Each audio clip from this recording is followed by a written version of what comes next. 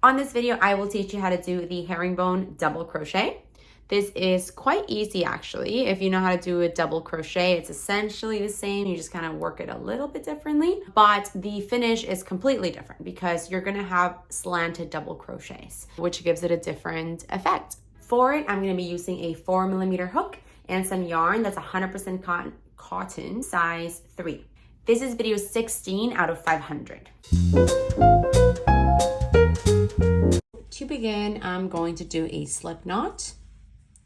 And for my foundation chain, you just want to work any number of chains, and you want to add 2. So for me personally, I'm going to do a total of 14 chains for my foundation chain. That's 2, 3, 4, 5, 6, 7, 8, 9, 10, 11, 12, 13, and 14. So that's 14 chains in my foundation chain. For the first herringbone double crochet, essentially you want to work into the 3rd chain from the hook. So the loop on your hook does not count. This would be chain 1, chain 2, and chain 3. So onto that chain 3 is where you're going to start your herringbone stitches. So for that, you're going to yarn over and push your hook through. Pull the yarn through that chain. So you have 3 loops on your hook right now. You're actually just going to pull this first loop through the 2nd loop like this. So you have 2 loops on your hook right now. You're going to yarn over and pull through one of the loops only and stop. You have 2 loops in your hook currently. You're going to yarn over and pull through both loops. And this is the first herringbone double crochet. So we're going to do a few more of these slowly. So onto the next chain, which is this one here. I'm going to yarn over and insert my hook. Grab the yarn and pull it through that chain. I have 3 loops on my hook. I'm going to keep pulling that first loop behind the 2nd one. I have 2 loops on my hook right now. I'm going to yarn over, pull through one of the loops and stop. I have 2 loops on my hook. I'm going to yarn over and pull through both loops. And that's a herringbone double crochet. You'll start seeing the way they look when we do more. So let's do one more. Yarn over, push through the next chain, grab my yarn and pull it through. 3 loops in my hook, grab the yarn and pull through that 2nd loop. 2 loops in my hook, yarn over, pull through both loops.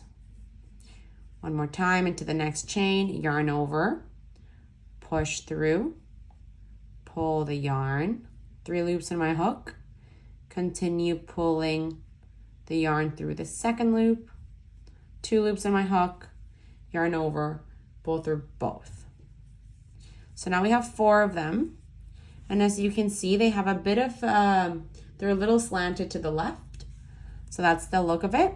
I'm gonna do all of this row so that we can move on to row 2 and I can show you what that looks like.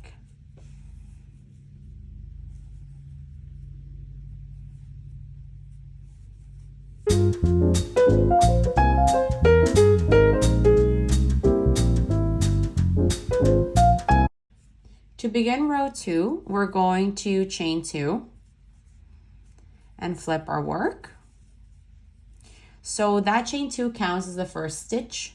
So we're going to be working our first herringbone double crochet onto the 2nd stitch, which would be this one here. I want to show you, this is the back of the work, but then if you see it from above, you can see these V's facing this way. So that's the top of the stitches. So essentially my first stitch, this is the chain 2 I just made. Chain 1, let me get it a little bit closer here. Chain 1, chain 2, and then the next one is a stitch. The top of the first stitch, so I'm not gonna go into this one. I'm gonna go into the next one, which is the top of the 2nd stitch. So for it, we're just gonna do the exact same thing. So I'm gonna yarn over, go into the second stitch under both of the loops, under the V, grab my yarn and pull it through, 3 loops on my hook, grab the first loop and pull behind the second one, 2 loops in my hook, yarn over, pull through 1 and stop, yarn over, pull through 2. So we're gonna repeat that. Yarn over, push my hook through, pull, 3 loops in my hook, pull the first loop behind the second loop, 2 loops in my hook, yarn over, pull through 1 and stop, 2 loops in my hook, yarn over, pull through both. And this is exactly how I want to repeat until the end of this row. And from now on, to finish the swatch, I just have to do a row repetition, meaning every row is going to start with a chain 2 and just do the same stitch all the way down. So I'm going to repeat row 2 all the way up until I have a swatch.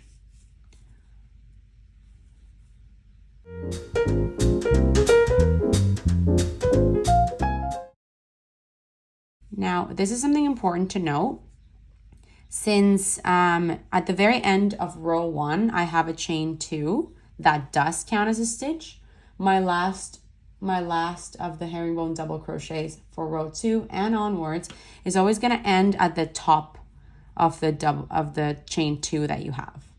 That's going to be the last stitch. So row 3, for example, I'll be working back, meaning I'm going to have this chain 2 I just started with. So that's going to be my last one to work in, which will be the second chain, the very top one.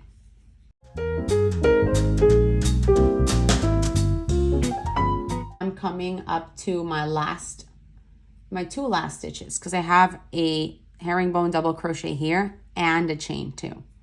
So my second to last is going to be at the top of the stitch like normal.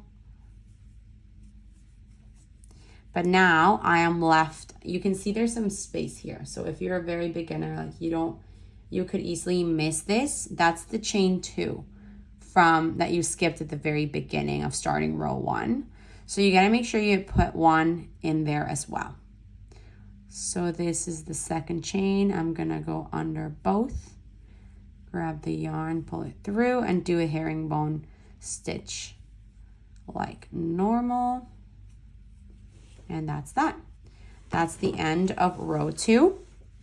So for row 3, I'm going to end the exact same way. I'm going to end at the top, at the second chain from the chain 2 that I did at the beginning.